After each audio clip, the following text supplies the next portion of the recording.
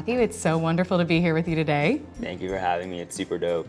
Let's start right now by you telling me what exactly your company does. So we build software for big buyers of insurance to manage your insurance workflows. So picture a company like Uber, Airbnb, Lyft. You need to run essentially background checks on all your drivers and all your hosts. Every time there's a rental or a trip, you need to have some sort of insurance policy on one of those. And if there's ever an accident or a claim filed, you need somebody to manage it for you. And so we build the software for companies like that to essentially manage all of their insurance workflows. How did you come up with this idea? So it goes back a number of years. Okay. My brother and I started a company out of our dorm room that would essentially let college students rent cars out from one another. And crazy enough, out of our dorm room, we ended up launching it September 1st, 2018. It became a top 100 app on the App Store. Members on more than 500 campuses in all 50 states. It was really funny because people thought it was this big company and it was two kids out of a dorm room.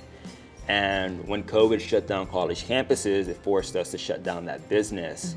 Because it was the middle of a global pandemic, we took a different route. How did those initial investors react then when you said, hey, we're gonna switch gears and do this new company? They were super salty. Like, there's no other way to put it. They're like, we invested in a car sharing app, now you wanna do something with insurance. Yeah. And we told them, like, look, college campuses are closed. There's nothing we can do with this old app. But insurance is actually a bigger deal right now than ever before. Because if you think about it, insurance is that one cost you can't afford to eliminate. We actually, before we ever spoke to investors, we went out and we got contracts signed. And then once we had about 23 letters of intent, we took that to investors and we're like, hey, look, people are willing to pay us for this stripe for insurance.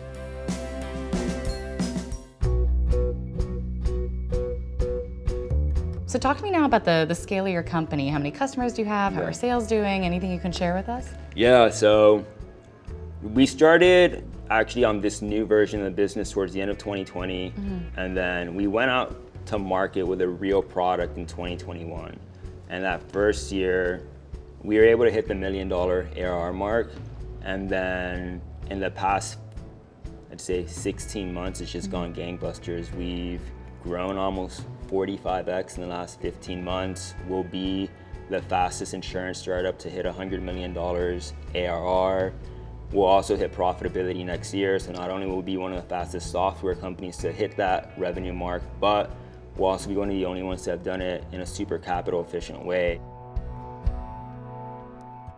What would you say is the most challenging part of running your company? This was my first job, my first real job. The only job I had before this was selling women's shoes at Nordstrom for like 2 months and then working on my family's farm. And so the hardest thing for me was, there's a bunch of articles that tell you how to make your first $10,000 or your first $1 million. Nobody ever tells you what it's like to go from $1 million in revenue to $50 million in 15 months or anything like that. Right. And so just having to navigate all those different things on your own is super tough. And of course we have investors and advisors, but again, they haven't even gone through that. And so dealing with life changing so fast, I'd say that's probably like the toughest stuff.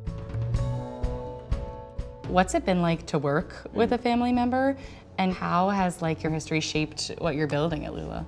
I think one of the big things is because we're twins, we grew up so close, we have an unfair advantage when I think about other competitors. Like, we go to the gym together, we live in the same apartment, we drive to work every day on the same. And so one of the things that's really cool is I never have to guess his motives. A lot of times founders don't know if somebody's on the same wavelength as them, if somebody has the same character, if somebody has the same ambition. So while most companies are fortunate they just have one elite founder, I think we're in a really good spot because we have two of basically the same person. Founders or entrepreneurs, successful people, the worst thing you can ever tell them is you're lucky. And to a certain extent, I used to hate when people say that, but looking back on my journey, I'm the luckiest person in the world.